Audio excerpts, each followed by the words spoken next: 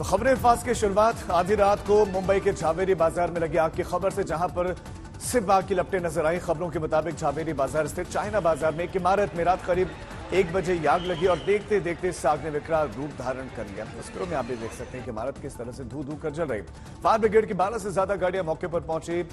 कई घंटों की मशक्कत हुई और उसके बाद जाकर आग पर काबू पाया जा सका। आग की लपटें अब थम चुकी हैं, लेकिन अभी भी वहां पर कूलिंग का ऑपरेशन चल रहा है। अब आग कैसे लगी, स्थानीय पुलिस फायर ब्रिगेड की टीम इस बात की जांच कर रही है।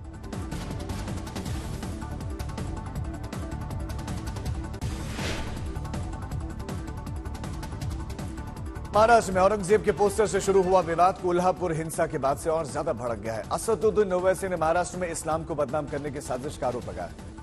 हैदराबाद में एक कार्यक्रम के दौरान असदुद्दीन ओवैसी ने कहा कि विधानसभा चुनाव से पहले महाराष्ट्र में फसाद कराने की साजिश रची जा रही है। फडणवीस के औरंगजेब की औलाद वाले बयान पर भी असदुद्दीन ओवैसी ने पलटवार किया। ओवैसी ने पूछा कि क्या किसी की तस्वीर रखना अपराध है।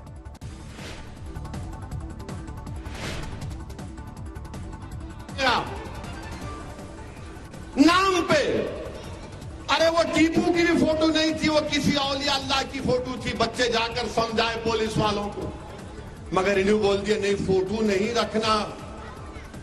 महाराष्ट्र के होम मिनिस्टर देवेंद्र फडणवीस बोले ये औरंगजेब की औलाद। अच्छा, आपको पूरे मालूम कौन किसकी औलाद है? आपको मालूम? मेरे को नहीं मालूम था, इतने एक्सपर्ट है आप। तो फिर ये गोडसे की औलाद कौन है, बोलो हमको।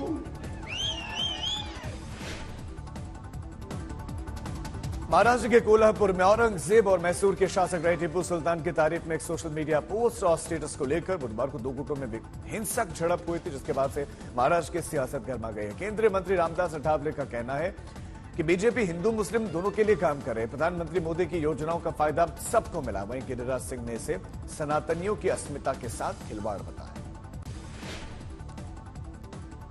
जो राहुल गांधी सहित तमाम टुकड़े टुकड़े गैंग की पार्टियां हैं, ये वोट के खातिर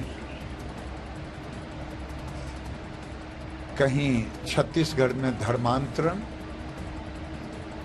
कोल्हापुर में बाबर के औलाद खड़े हो जाते हैं, औरंगजेब के औलाद खड़े हो जाते हैं, भारत के सनातनियों की अस्मिता के साथ खेलते हैं, तो मराठा के लोग तो विरोध करेंगे और देश भी विरोध करेगा। औरंगजेब के फोटो दिखाकर, औरंगजेब के बारे में कुछ व्हाट्सएप पर मैसेज देकर कुछ लोग जानबूझकर हिंदू मुसलमानों में दरार पैदा करना चाहते हैं, झगड़ा लगाना चाहते हैं और हमारी सरकार को बदनाम करना चाहते हैं। 23 जून को पटना में विपक्षी दलों की बैठक को लेकर केंद्रीय मंत्री अश्विनी चौबे ने बड़ा बयान दिया है और उन्होंने कहा कि विपक्ष कितना भी जोर लगा ले 2024 में प्रधानमंत्री मोदी को हरा नहीं पाएगा।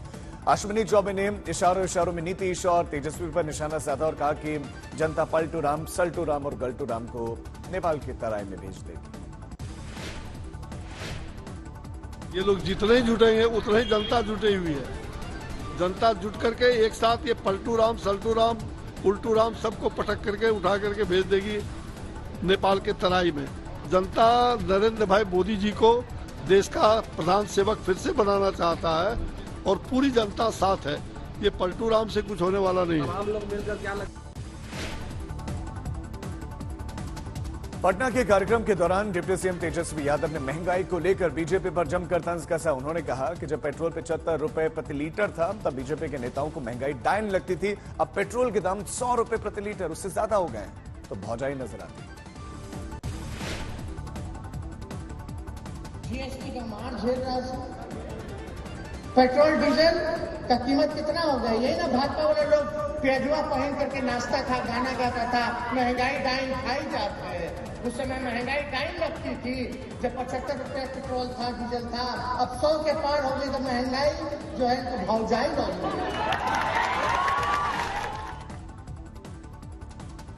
विपक्षी एकता को लेकर चल रही खबरों के बीच में हरियाणा के जींद में तिरंगा यात्रा के लिए पहुंचे दिल्ली के सीएम अरविंद केजरीवाल ने बीजेपी के साथ साथ कांग्रेस पर भी निशाना साधा। अरविंद केजरीवाल हरियाणा में 2024 के लोकसभा और विधानसभा चुनाव के लिए अपनी जमीन तैयार करने में जुटे हैं। तिरंगा यात्रा में उन्होंने अपने लोकल कनेक्शन को बनाने की पूरी कोशिश की, तो वहीं खट्टर के बहाने कांग्रेस पर उन्होंने हमला किया।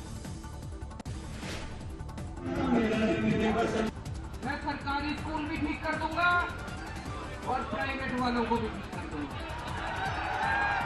दोनों करने आते हैं मेरे को। दिल्ली में कर दिए, अब पंजाब में मान साफ कर रहे हैं, सरकारी में ठीक कर रहे हैं, प्राइवेट में ठीक कर रहे हैं। यहाँ से 1 घंटा बस संभरू। तो जिन जिन लोगों को लगता है कि हमें बच्चों को अच्छी शिक्षा देनी है, ना भाई साहब कांग्रेस देगी, ना बीजेपी देगी, केवल आम आदमी पार्टी देगी। राहुल गांधी के मोहब्बत की दुकान वाले बैन को लेकर बीजेपी नेता उन्हें एक खुला खत लिख रहे हैं और मोहब्बत की दुकान या नफरत का मेगा मॉल शीर्षक से लिखी गई इस चिट्ठी में पार्टी के नेताओं ने राहुल गांधी पर विदेशी धरती पर भारत के प्रति नफरत फैलाने का आरोप लगाया। ये खत राज्यवर्धन सिंह राठौर, पूनम महाजन और प्रवेश साहिब सिंह वर्मा की ओर से लिखा गया है। इसमें कांग्रेस शासन में विभिन्न दंगों, कांग्रेस के कुछ नेताओं के साथ हुई कथित बदसलूकी जैसे उदाहरण देकर कांग्रेस को निशाना बनाया गया। हम उनको पूछना चाहते हैं, ये जो आप डायलॉग मारे पूरे विश्व में घूम के, मोहब्बत की दुकान, मोहब्बत की दुकान, ये मोहब्बत की दुकान का अर्थ क्या है? 1948 से लेके अब तक आपके परिवार में सिर्फ नफरत और नफरत के सौदागर बनके आपने राजनीति की है। उस राजनीति का तथ्यों के रूप से हमने सवालिया एक प्रश्न का पूरा पत्र लिखा हुआ है। इस पत्र में 1948 में महात्मा गांधी जी की जब हत्या हुई, हत्या होने के बाद उनके अंतिम संस्कार के बाद जिस प्रकार से महाराष्ट्र के मराठी लोगों को मारा गया, उनका नरसंहार किया गया, वो इतिहास में क्यों नहीं है?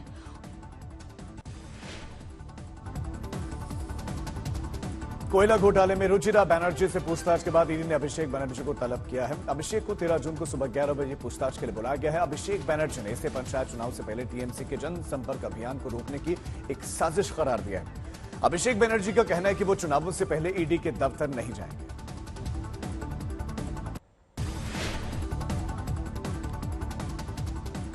लखनऊ में गैंगस्टर संजीव जीवा की कोर्ट में हत्या के मामले में बड़ा खुलासा हुआ है। सूत्रों के मुताबिक संजीव जीवा को मारने की साजिश मुंबई में रची गई थी और मुंबई से ही शूटर विजय यादव को डील की एक बड़ी रकम एडवांस में दी गई थी।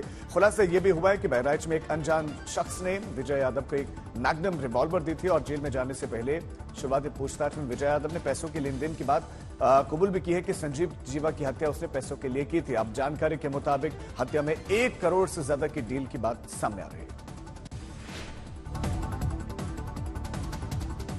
लखनऊ कोर्ट में हुए संजीव जीवा हत्याकांड में पुलिस कर्मियों पर गाजगिरी है और कोर्ट के गेट पर तैनात 6 पुलिसकर्मियों को सस्पेंड कर दिया गया। ये पुलिसकर्मी उसी गेट पर तैनात है जहां से शूटर विजय यादव असला लेकर कोर्ट परिसर में एंटर हुआ। गृह विभाग का सभी जिलों को यह आदेश किया है कि किसी भी कोर्ट परिसर में कोई भी व्यक्ति अब हथियार लेकर प्रवेश नहीं कर सकता।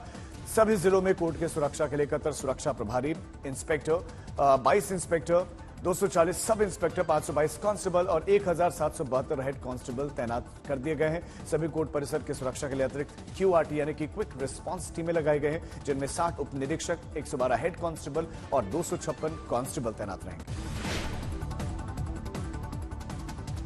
गैंगस्टर संजीव जीवा की हत्या के बाद जेल में बंद माफिया मुख्तार अंसारी की सुरक्षा की समीक्षा भी की गई है और मुख्तार की बैरक में तैनात पुलिसकर्मियों को सतर्क रहने के निर्देश दिए गए।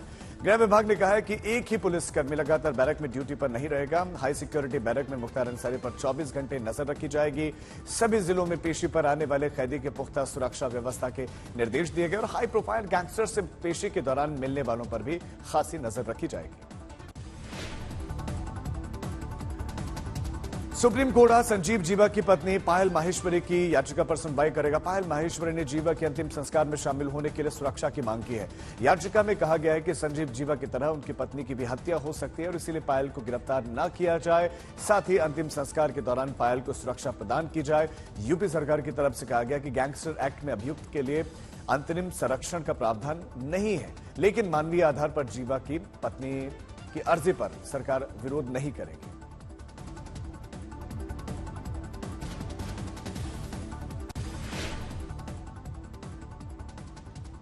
अमरावती से सांसद नवनीत राणा का ट्रैक्टर चलाते हुए एक वीडियो सोशल मीडिया पर वायरल हो रहा है और खेत पर पहुंची नवनीत राणा ने किसान से मानसून पूर्व खेती की तैयारियों की जानकारी ली और उनका हौसला अफजाई किया।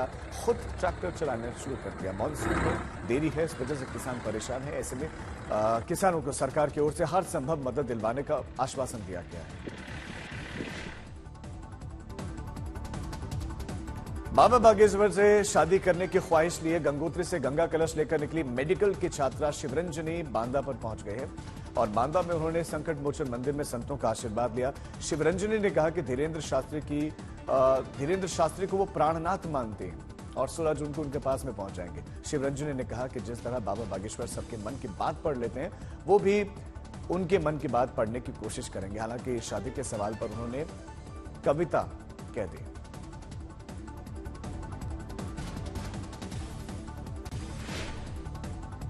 तो शादी से मान लीजिए इनकार कर दिया तो फिर क्या होगा? देखिए, मैं इसमें 2 लाइनें कहना चाहूंगी। इधर से प्रेम चला, उधर से प्राण से धारे, दोनों ही मिल गए देह मंदिर के द्वारे।